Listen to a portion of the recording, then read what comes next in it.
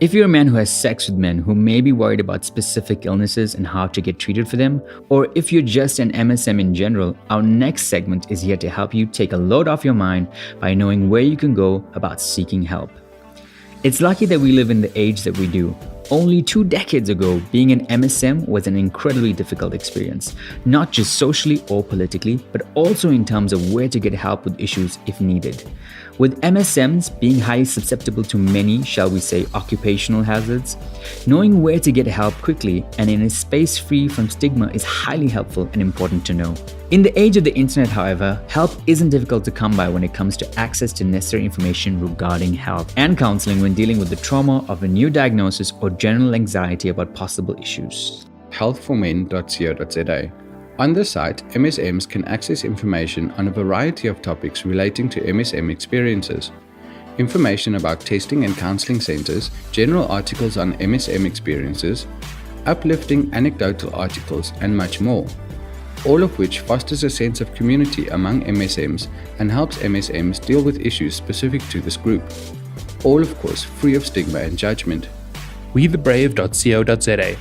With a current and user-friendly interface, this site offers no-holds-barred access to information about MSM issues ranging from health to wellness, even going so far as to touch on topics that may be considered niche or comical but are worth discussing in a day and age where awareness is key and knowledge is always power.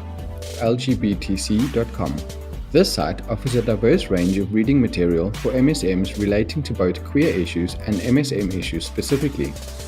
This is a great space for you to visit if you are in need of the allyship which can so often go amiss in the real lives of MSMs.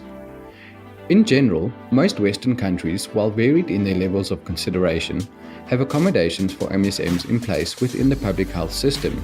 So visit your local clinic if there are any problems you need to sort out.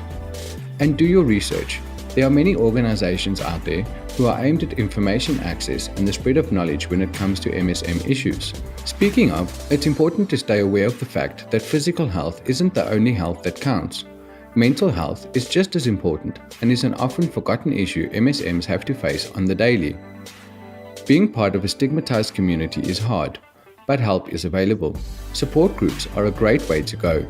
Do your research and find out where in your community these groups exist.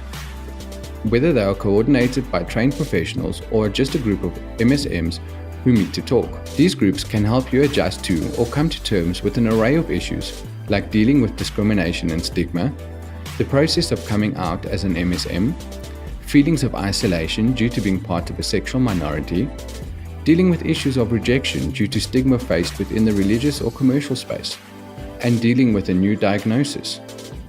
It's always best to stay informed and on top of things, especially when it comes down to physical and emotional health. When it comes down to it, there are many communities in which MSMs can and do thrive. Being MSM still makes you part of a niche and more than often marginalized community. But there is help out there if you know where to look.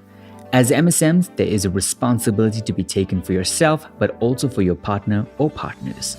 Staying on top of things and knowing where you are in terms of your own health is key to being able to live freely and responsibly so you are able to enjoy things as much as you can in every area of your life.